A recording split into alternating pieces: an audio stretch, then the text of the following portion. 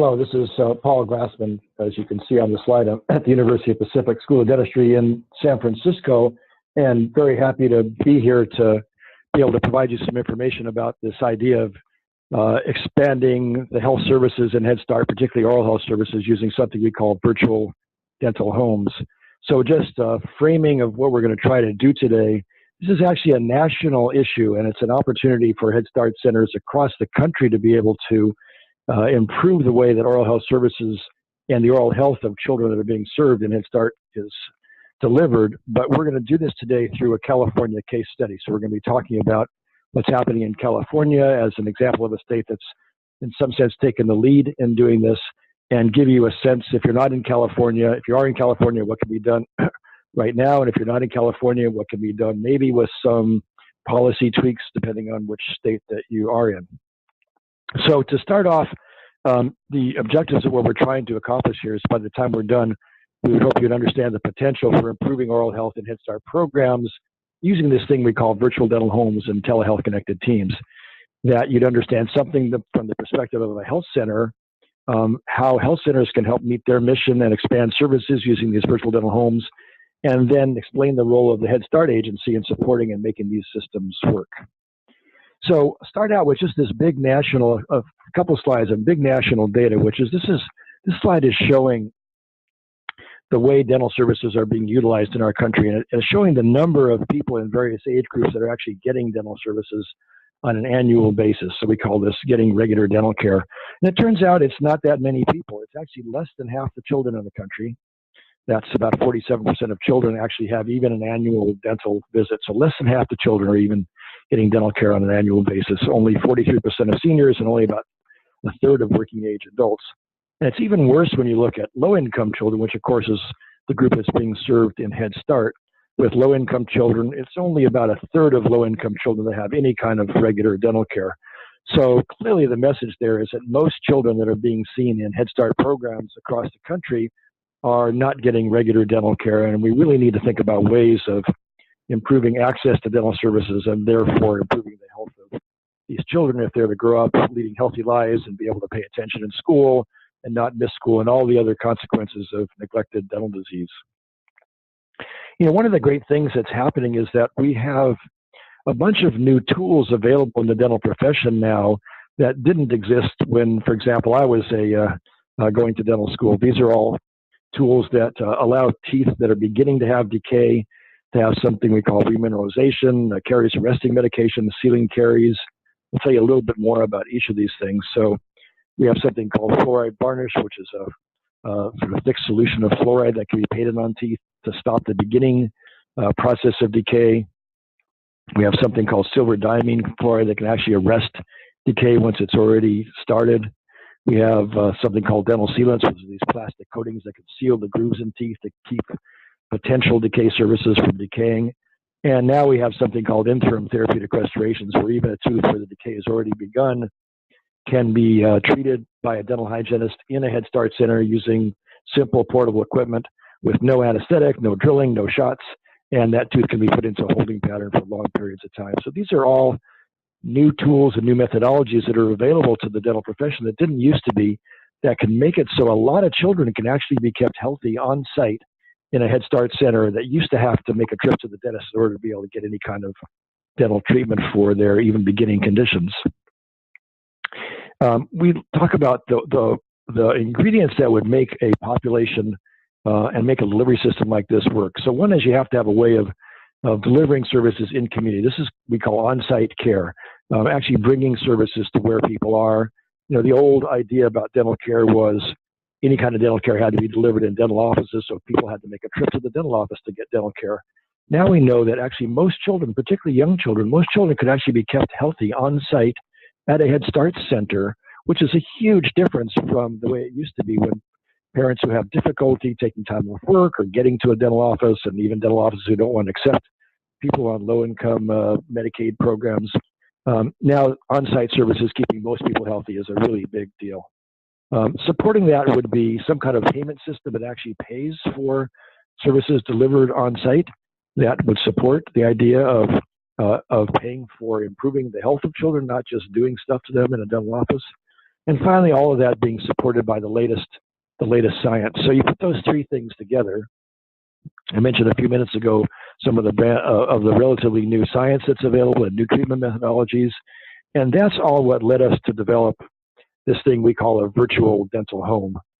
So what we mean by that is a lot of people are using this term, a medical home or a health home or a dental home, meaning trying to have a structure where you really take care of these children's needs. You keep them from getting lost in our complicated systems, make sure that they're tracked and they get the services that they need, help to educate the children and their parents about the ways to practice good, healthy dental behaviors to keep them from getting new disease. And it used to be that people thought all these services had to be done in a dental office, but now we know that they can be done by lots of different structures. And the one we wanted to test, and we have now tested, is the ability to have this kind of system be structured in a way that we use what we call a geographically distributed telehealth connected team, meaning different people are in different places, but they're connected together using this telehealth system. And it makes one seamless system where people are getting good care, mostly on site, and getting the care they need to stay healthy. So briefly how it works, this is an example of a slightly older than head start child, but a child in an elementary school in this picture who's having dental x-rays taken. So the thing in the dental hygienist's hand there is it looks like a hairdryer, but it's not. It's actually a miniaturized dental x-ray machine. And that's a digital sensor, so we don't use film anymore. It goes into this digital sensor, and the image goes into the laptop computer that you see in the back there. So they can capture in the school or in the Head Start Center, they can capture x-rays. This is a little camera that goes in the mouth. You can see the picture of the tooth in the back there. All that information goes up into a cloud-based storage system, so it's somewhere on the internet, and that can be accessed by a dentist who's not actually there at the Head Start Center, but is somewhere else, but can actually access all those records. The dentist can see a full array of images and charting and health history and all the things that a dentist needs to see to be able to make an examination and develop a treatment plan and decide what should happen for that child. And so one of the decisions that dentists are making in this system is this child healthy enough so the things they need to have done can be done by the hygienist on site, or do they already have disease that's so advanced they need to come in and see a dental office? Well, if the dentist decides that they could have everything they need to have done on site, or even if some things need to be done in a dental office, still on site, the dental hygienist can do all of the typical preventive procedures that dental hygienists do. They can work with the families and the early start staff and family advocates to try to help them counsel parents about the best way to do brushing and diet and to make the kids healthier. They can apply fluoride varnish and the silver diamine fluoride, the sealants and the interim therapeutic restorations. All those things can be done on site by the dental hygienist. This is an example of one of those interim therapeutic restorations, a little filling that can be done. Again, no anesthetic, no shots, no drilling, just sort of scooping out some of that decay and having that cavity sealed in place. And, usually what happens with a tooth with a cavity small one like that is nothing happens until that turns into a bigger hole in the tooth and a bigger and bigger hole in the tooth. And now the child has a toothache and then they're not paying attention in school and they have an infection or they may end up in the operating room. And now in about 15 minutes with, again, no shots, no drilling, that decay can be sealed in place and that tooth put into a holding pattern for a long period of time. So we tested out this system in a 6-year demonstration in 13 different communities, about 50 different sites in California. And we were able to show that we could do the things it shows on this slide. We could reach people, emphasize prevention, lower costs, keep the majority of these children healthy. The dentist could verify that they're actually healthy on site. And it turned out about 2/3 of the children didn't need anything more than what the hygienist was able to do on site. A huge difference from what normally happens with children who aren't getting any dental care. We use what's called a continuous presence system, so the hygienist is there on a very regular basis. Might not be 5 days a week, but it's a very regular basis, so that this actually integrates dental care in with the community site, the Head Start Center, and brings the dentist into the picture. So as a result of that, there was a bill passed in California in 2014 that allowed dental hygienists to do some new procedures we were testing. It made a payment mechanism. We now have regulations in California, both in our fee-for-service system and also in our system for health centers, that teach the providers and document how the providers can bill for all these kind of services. If in California, we now have the regulatory environment that actually allows all of these things to be done. So I invite you to take a look at our website. Here's the address there, virtualdentalhome.org, www.virtualdentalhome.org. And if you look at that link that says publications, you can actually download this publication, which says Teledentistry, Improving Oral Health Using Telehealth Connected Teams.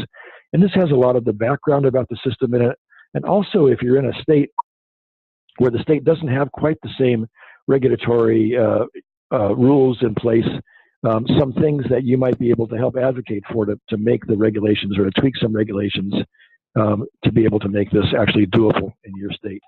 Again, here's the address, virtualdentalhome.org. And at this point, I'm going to turn it over to Dr. Yogita Thakur, the dental director at the Ravenswood Health Center, who's going to give you the perspective of how this all looks from the viewpoint of a dental director at a health center who's actually using their organization to deliver these services. So, Yogita, over to you. Thanks, Paul. Good afternoon, everyone. Bear with me here. So, as Paul mentioned, over the last 6 years or longer, the Pacific School of Dentistry had pilot projects. We were one of the pilot projects, and I like to call it pilot to full implementation over 6 years. So just to give you a brief outline of who we are and what we do. Qualified in Palo Alto, California. It is a majority minority community, which our medical clinic is 15 years old, and our dental program started 8 years ago. We offer care, dental care, behavioral health, vision, and pharmacy services. Most of our patients, over 90% of our have income to 200% of federal poverty level, and greater than 75% of our patients speak a language other than English. For most of you that, I think most Head Start programs, this is kind of what your population also is like. And why we went into doing virtual, becoming a partner with Dr. Glassman and his team to establish Virtual Dental Home was because the majority of the children that we saw at our health center were Medicaid enrolled. And they are the same children that attend Head Start and other state-funded preschool programs for low-income children. But also, the most important thing was that these were the same children with disproportionate burden of dental disease. They say 20% of the dental disease, 80% of the dental disease is found in 20% of the population. This is that 20% of the population that we as a health center serve.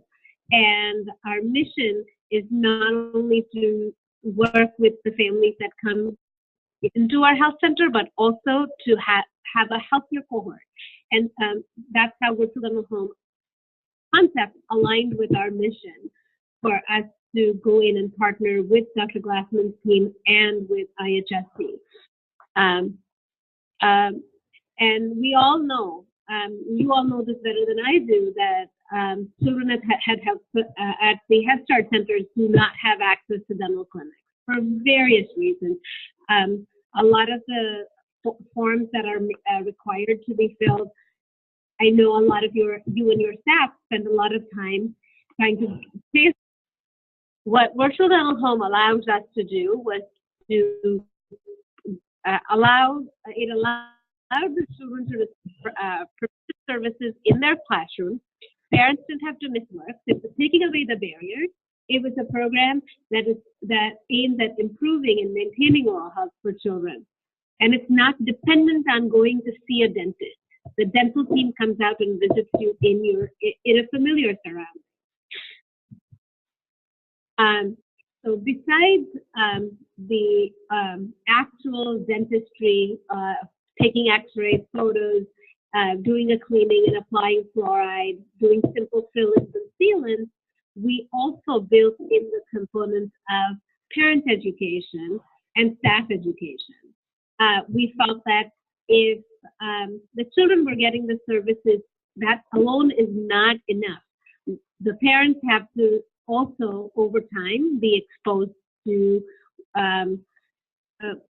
oral health education, things around how to have a better oral health hygiene for both themselves and their children.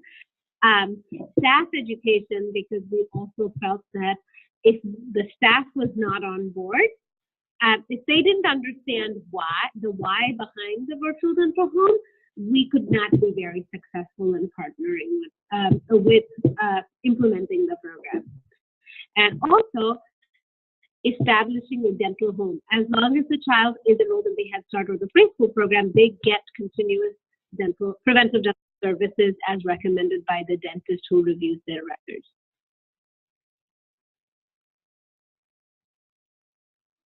So our team is a hygienist who provides the direct services. There is a dental navigator who works to schedule the sites, works with the parents, works with the staff, makes sure all the forms are filled out, the consents are up to date.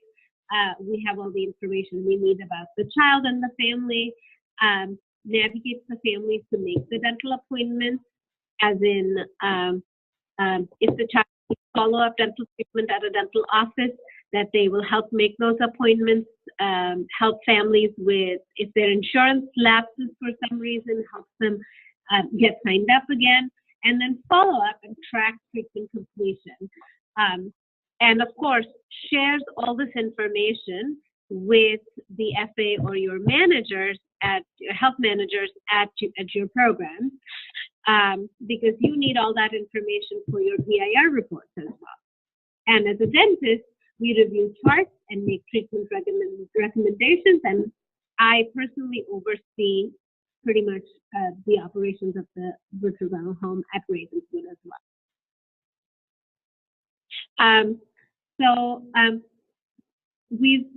We've been at we've started our virtual dental home program with IHSC 6 years ago. And I have to say, we have a lot of success stories. We have children who were very scared of going to the dentist or even coming close to the dental chair when it was brought inside their classroom. But, you know, after observing their friends go through the process, they actually get over the fear of their own exam, want to be a part of the program, and go through it successfully. And if they need treatment in the future for restorative care, they come to the dental clinics a lot more prepared. They understand what to expect. They are not scared of the noises anymore. They're not scared of all the things that are around them. Another success story, I have a 2-year-old who was seen in early Head Start, and the family was, she had feeding issues, and she was going through occupational therapy as well on the side. And as the virtual dental home team saw her, she was diagnosed with she had abscesses in her teeth that needed to be taken care of. We connected her to the dental clinic at Ravenswood, and she was able to get all her comprehensive care, and she has made significant improvement in feeding issues, and she is now talking as well. And when earlier she had speech issues as well. So some of the things that we've learned, and we continue to learn with our VDH model, is that it allows us to provide dental care to children who otherwise would not have access to services. It's convenient, preventive dental services in the patient's own communities. It helps reduce the child's fear for dental care. It increases dental health literacy for families. Helps us establish a dental home, because even as the families graduate programs, they have had to preventive service, more likely to work in the future. And it also oral health outcomes for the patients and our community as a whole. I now turn it over to Manufou, who will talk about the virtual dental home in San Mateo, California, how it has worked for diagnosis. Thank you, Dr. Thakur. Good afternoon, everyone. And I will be speaking from a perspective of Head Start and Early Start in San Mateo County. So our agency, Institute for Human and Social Development, is currently celebrating 34 years as a nonprofit and providing Head Start and Early Head Start in the San Francisco Bay Area. We are a federal grantee, and we currently operate 12 infant, toddler, and preschool sites, as well as having a home-based visiting program and family child care centers. We serve a total of 663 children, 482 being Head Start and 181 being at Early Head Start. And I think it's important to note that a lot of people associate Head Start with education, or at least the forming of Head Start and the vision around it. But the reality is that Head Start was created because individuals recognize the need for health. Head Start was created around the model to reach families and meet children. The collaboration that we have currently with Ravenswood, which is the virtual dental home program, began in 2012. And that partnership was established here in San Mateo County. And I have to say that the VDH model truly has been able to bridge the gap for many of the families, as mentioned by Dr. Glassman and Dr. Thakur, who are not accessing mainstream traditional dental care. Visiting sites in their communities through their doctors or their primary dental providers, that is not happening. And that is why this model is so important, and Head Start here in San Mateo County is truly benefiting from it. So I started to touch on that. As mentioned before, the dental visits are provided at our school sites. This ensures that comfort level of familiar environment, but as mentioned by Dr. Thakur, it also establishes a level of engagement for the families and raises awareness around the importance of oral health education. And we have regular visits that occur on a monthly basis. The staff provides Head Start with the monthly calendar, which assists all of our sites, as well as our home-based program and our family child care centers, to be able to also visit the Head Start sites to have their families seen as well. Many times, the preventative care is the basic care that they're receiving, but VDH tends to see children who need extensive care or additional treatment. And the referral process for that has been so easy and simple. And in addition to that, families that do not have a dental home, along with not being able to access their own dental care provider within the time that the treatment is needed, we have been able to partner with Ravenswood to make sure that these children are seen immediately and that they're treated immediately so that they can go back to school healthy. The ability for us to monitor and track these individuals has truly been a collaborative effort. There's a lot of cohesion, there's seamless, it's a seamless process from the application during our enrollment and intake process to transferring that information over to our VDH team has just been, for us, has been so simple that it, one, alleviates the anxiety around our staff, but it also, again, provides them with the ability to access and engage more families.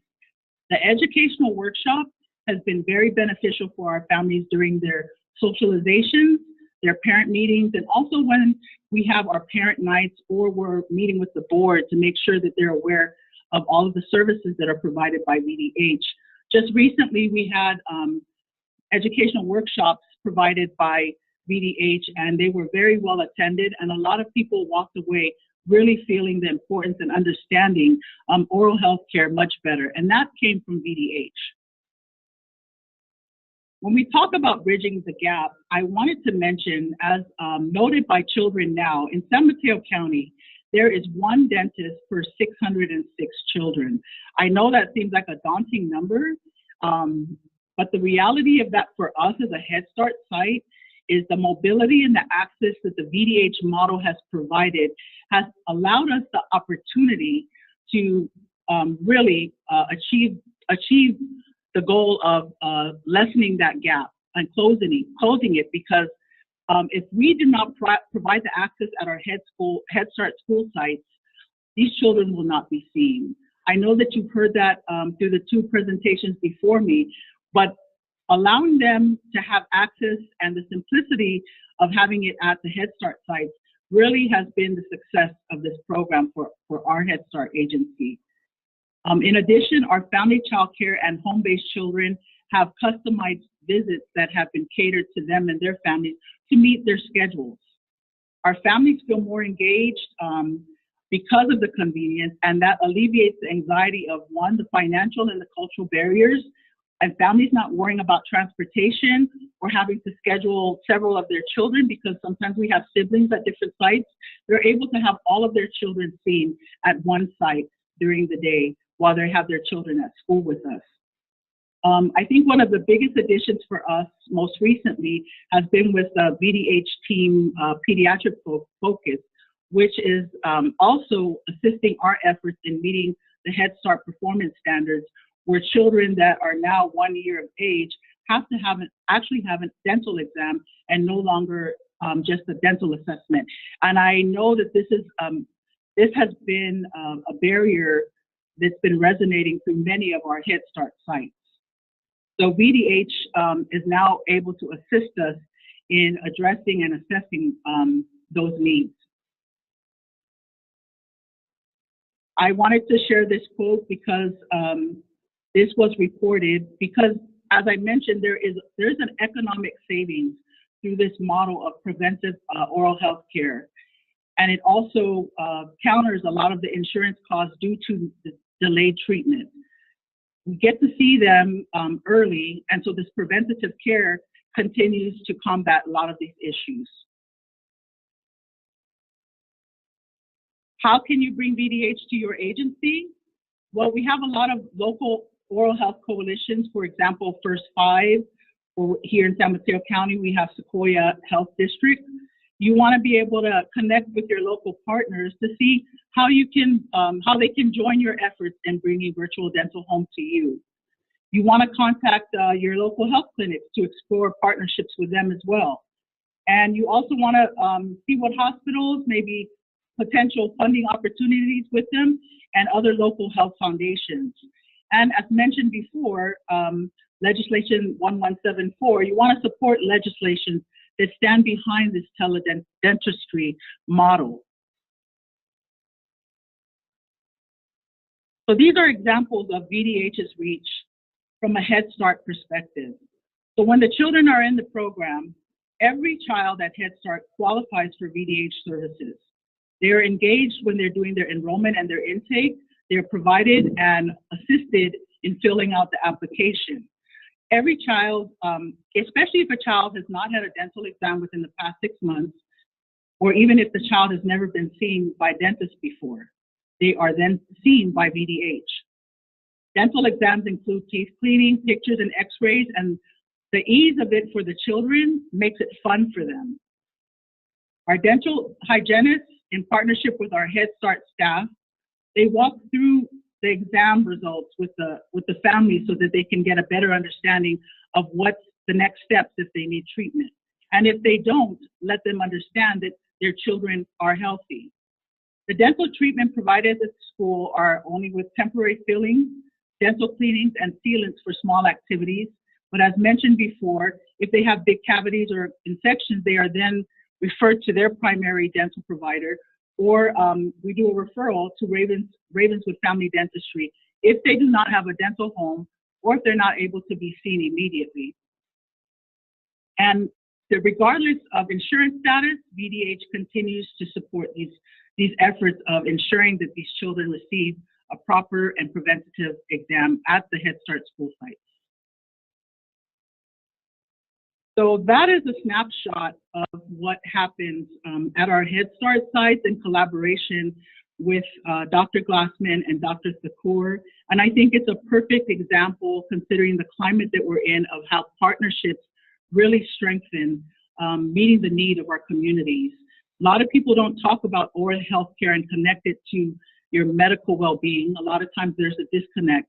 But I will say that the efforts being made by this partnership And Head Start here in San Mateo County being able to be a recipient of it not only helps us to be compliant, but more importantly, keeps our children healthy and safe from any dental treatment that is needed. So we welcome the opportunity for you to learn more, and thank you for joining us. Thank you to all of our presenters for this great, useful information. Now, I'd like to open the room for any questions that any of you might have. Feel free to use either the Q&A option of Zoom. We do also have a chat option you can use, or if you simply just want to raise your hand and you have a microphone connected to your device, I can also have you speak to the presenters and address your question verbally. So feel free to channel any of those questions you have. I would like to also point out that we will have a recording of this webinar available shortly up on our web, region9hsa.org, and you should be able to rewatch and revisit this information, as well as the deck slide that was used today should be also available on our web as of now. So let me see. It looks like we do have a question in the Q&A. Let me take a look. Okay, it wasn't really a question. It looks like I'm just stating. If you do have a question, oh, here it goes. So from Serafina Scudia from Sonoma County Head Start, she's asking, are any known providers or participants for the presenters? So this is Paul Glassman again. So this system, I'd say, is we've been working on this for over a decade, and even though it's been working for over a decade, and we have now a number of providers doing it, it's still relatively new. So I'm not sure there's actually a health center in Sonoma County that's doing this yet. Although there are health centers who are aware of it. We're working. Maybe the closest one is in Santa Rosa, which is I think maybe in southern or still in Napa County. But I'd say that if you're in a Head Start center and you are interested, if you're in California where we have the right legal environment to do this, I would suggest that you contact some of the local health centers, FQHCs, and see if they have some interest in it. And if they know about it and they know you're a partner, potential partner, and I'd be happy to talk to anybody in a Head Start center or an FQHC who's interested and help them think about what are the steps to get going with it. So even if there's no one actually doing this now, don't feel like you have to wait around for someone to knock on your door. I would encourage you to start knocking on doors of the health centers themselves, and maybe you can be the initiator of some process that gets going. Great, thank you. So there's another question from James. He's asking how is this funded? Would Medi-Cal pay for these services via telehealth with the dentist remote? Yes, Medi-Cal is for the services, the telehealth, and the challenge is to have eligible and enrolled, and the day of is their Medi-Cal active. And we have, Manufou talked about the program is open to everyone. That is also in part, we're funded through First Five. So First Five helps us with the uncompensated care. That grant the uncompensated care, and Medi-Cal, we've been building close to like 25 visits are below, and we've gotten it.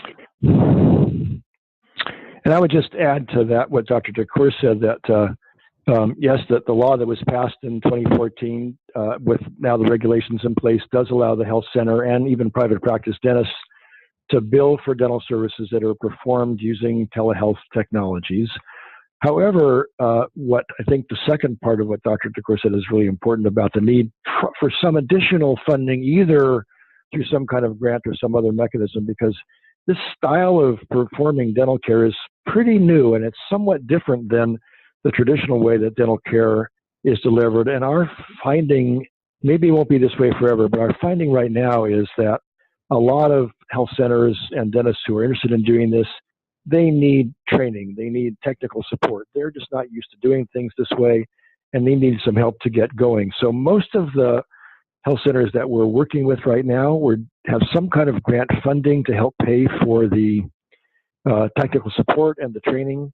We have a couple of sites that have just basically contracted with us to basically hire us for the technical support and training to help them get going without any kind of grant funding, but mostly it's through some kind of grant funding. So I'd say if you're aware of, again, or if you knock on the door of a health center and you've got a willing partnership between a Head Start center and a health center that want to do this, or even a private practice dentist, and they're not sure how to get started, we'd be happy to talk to you to give you some ideas about maybe looking for some local funding agency that might be willing to contribute some funding to help them with the training and technical support and get them going. And after some period of time, like what happened with Ravenswood, then they get the idea, they understand how to do it. And I think, I don't know if you want to comment, Yogita, about how you started out with sort of funded training, but then Ravenswood has really taken this to a whole new level and expanded it many-fold now because you've got the idea and figured out how to do it.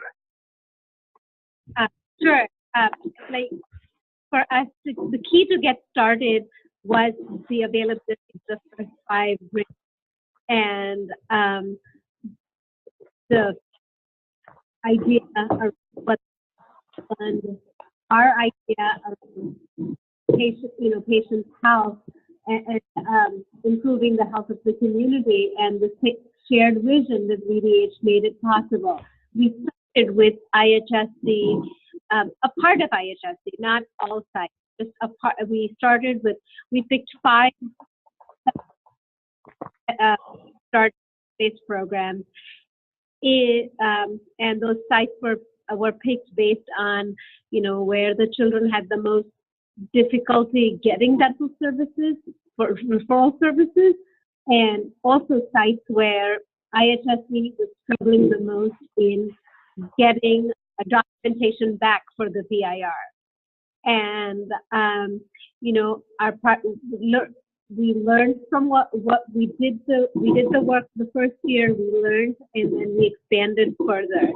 And I think the first couple of years, we did not have all the systems in place to bill, but when the legislation was passed,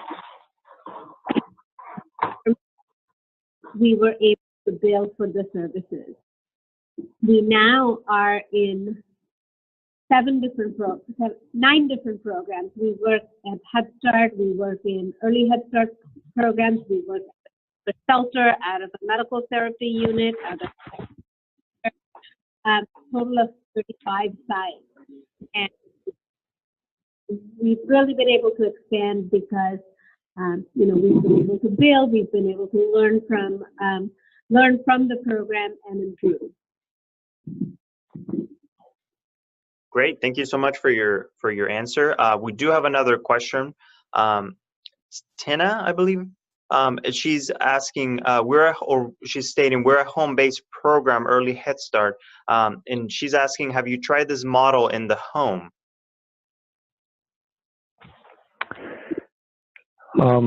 Yes, actually. Yogita, do you want to talk more about that, or Manufou? I think, Manufou, I saw you had a little thing you wanted to respond to the previous question too, so I don't know if you want to do this first and then respond to this one. No, we haven't tried it in a home-based childcare setting, but there's no reason to not be able to do that. The reason for why we did not go home-based childcare program was because we could not really delineate who was responsible for whose liability would it if something was to go wrong. Like Head Start Center, we have contact with IHSC, and when we are on site for IHSC, there's agreements on how the liability would be handled. But here, the home-based program is run by an independent person who contracts for some or all of their spots. And that we never got real clarity on who would be liable, and then would it be only open to Head Start kids or also the children in the program. So we didn't explore it, but I can't see why not if those questions were answered. Because it doesn't require that much space. I'm going to have Manufou also answer. I mean, for really, as mentioned, it's a licensing issue, so those things have to be in place. So luckily for us, we do have an early Head Start program and the family child care in our home base that are able to access leading age services at the school site. Unfortunately, it doesn't seem to be the same case for your early Head Start program, but and I'm not aware of what barriers you have in Utah with regards to licensing, but I would doable, and the reason why I share that is because our family care centers are based on private homes with the proper license. I really think it's a license issue for you to make with your state to be able to see you can get that process, right inquiries, and then of course leverage the right partners. I don't know if that, but it is different models. You know, I just would add something to the question about a home base, and of course it depends on what you're exactly meaning by that. But I think the other thing that we have done, and we did it in conjunction with Ravenswood, and now we're working with some other health centers and Head Start agencies to do this, which is in a home visitor program. So if you have an early start program, early Head Start, where you have home visitors, we have developed a system for having home visitors, sort of a feeder into the virtual dental home system, where the home visitors are equipped with a series of questions that they can ask to help triage the family's understanding about dental health and the kind of habits that they need to be fostering, and figure out which families pretty much understand what they need to be doing and which ones need some further education or help, or which ones might actually need to have some early dental care even for very young children.